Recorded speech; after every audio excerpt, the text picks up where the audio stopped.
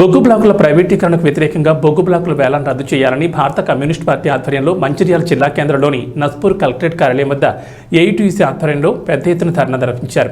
తెలంగాణలోని అన్ని కలెక్టరేట్ ఆఫీసుల వద్ద పెద్ద ఎత్తున నిరసన ప్రదర్శన చేపట్టడం జరిగిందని ఏఐటీయూసీ అధ్యక్షుడు వాసిరెడ్డి సీతారామయ్య తెలిపారు. సింగరేణిని ప్రైవేటీకరణ చేయమని చెబుతూనే సింగరేణికి కావలసిన బొగ్గు భావాలను మెయిల్ ద్వారా ప్రైవేట్ వ్యక్తులకు అప్పగిస్తున్నారని విమర్శించారు. 2017లో బీజేపీ ప్రభుత్వం ప్రైవేటీకరణ బిల్లు తీసుకొచ్చినప్పుడు బీఆర్ఎస్ ప్రభుత్వం పార్లమెంట్లో బిల్లును బలపరిచిందన్నారు. సింగరేణి కార్మికుడు 2021లో బిల్లుకు కారణంగా 3 రోజులు సమ్మె చేస్తే ఆనాడు బీఆర్ఎస్ ప్రభుత్వం మద్దతిస్తామని చెప్పారన్నారు. బిజినెస్ పార్ట్నర్ అయిన అరవింద కంపెనీకి ఇల్లందు, కోయిగూడెం, సత్తుపల్లిలో ఉన్న OC3ని వారి బంధువైన ప్రతిమా శ్రీనివాసరావుకు అవంతిక కంపెనీకి అప్పగించారన్నారు. బీఆర్ఎస్ పార్టీ చెప్పింది ఒకటి చేసేది ఒకటి అన్నట్లుగా బొగ్గు గనుల వేలంలో పాల్గొనొద్దని సింగరేణికి చెప్పి వారి బంధువులకు వాళ్ల బిజినెస్ పార్ట్నర్లకు బొగ్గు బావులను అప్పగిస్తున్నారని విమర్శించారు. గోదావరి పర్యాక ప్రాంతంలో ఎక్కడొచ్చినా సింగరేణికే ఇవ్వాలని ఆనాడు రాసిచ్చినప్పటికి కూడా ఇప్పుడు కేంద్రంలోని బీజేపీ ప్రభుత్వం 2015లో MMDR చట్టాన్ని మార్చి బొగ్గు బావులను వేలం ద్వారా ప్రైవేట్ వాళ్ళకి ఇవ్వడానికి, బొగ్గు బ్లాకులను ప్రైవేటీకరణ చేయడానికి చట్టం తీసుకొచ్చారు. ఆనాడు సింగరేణిలో 3 రోజులు సింగరేణి కార్మికులు సమ్మె చేశారు. టీఆర్ఎస్ ప్రభుత్వం కూడా రద్దు చేయాలని చెప్పింది. కానీ 2015లో బొగ్గు బ్లాకుల ప్రైవేటీకరణ చట్టం తీసుకొచ్చినప్పుడు టీఆర్ఎస్ పార్టీ ఆనాడు పార్లమెంట్లో దాన్ని బలపరిచింది.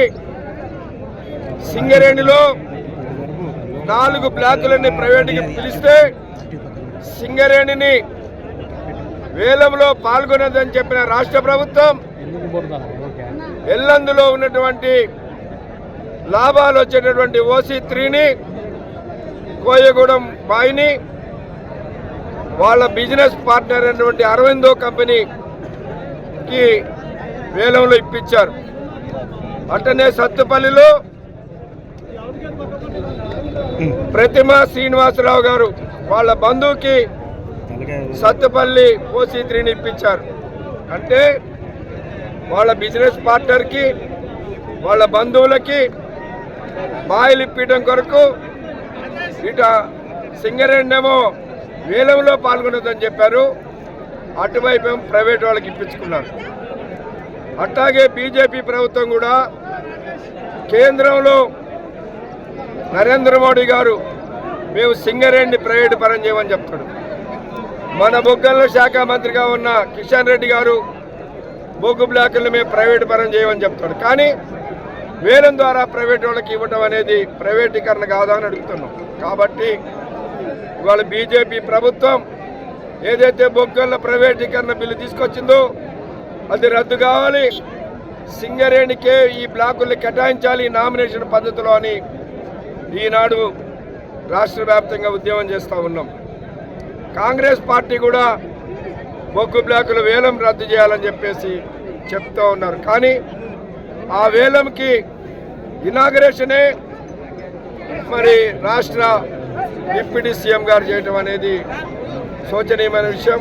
కాబట్టి ఈ రాజకీయ పార్టీలు అధికారుల నుండి ఒక మాట, ప్రతిపక్షాల నుండి ఒక మాట చెప్తూ, అట్లాగే సింగరేణి బొగ్గు బావుల మీద గుర్తింపు సంఘంగా గెలిచినటువంటి ఏఐటీసీ నాయకత్వాన ఈరోజు అన్ని కలెక్టర్ల ఆఫీసుల ముందు ఈ బొగ్గు బావులను కాపాడుకోవాల్సినటువంటి అవసరాన్ని గుర్తించి ఈ ఆందోళన కార్యక్రమానికి శ్రీకారం చుట్టడం జరిగింది.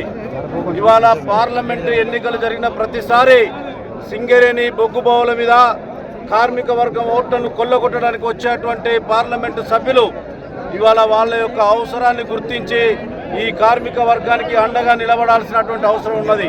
ఇవాళ మతోన్మాద రాజకీయ పార్టీ అయినటువంటి బీజేపీ కేంద్రంలో అధికారంలో ఉండి విచ్చలవిడిగా తన ప్రయత్నాన్ని కొనసాగిస్తున్నటువంటి ఈ నేపథ్యంలో ఈ తెలంగాణలో మనకు ప్రధానమైనటువంటి సింగరేణిని కాపాడుకోవడం కోసం ఈ ప్రాంతంలో ఉన్నటువంటి కార్మిక సంఘాలు, రాజకీయ పార్టీలు అన్నీ ఏకతాటిపైకి వచ్చి ఈ బొగ్గు బావులను సింగరేణికే ఇవ్వాలనేటువంటి ప్రధానమైనటువంటి డిమాండ్తోని యావత్తు ప్రజానికాన్ని కూడా ఐక్యం చేసి ఉద్యమాల ద్వారా మా హక్కుల్ని కాపాడుకుంటామని చెప్పి ఈ సందర్భంగా కేంద్ర ప్రభుత్వానికి హెచ్చరిక చేస్తా ఉన్నాం.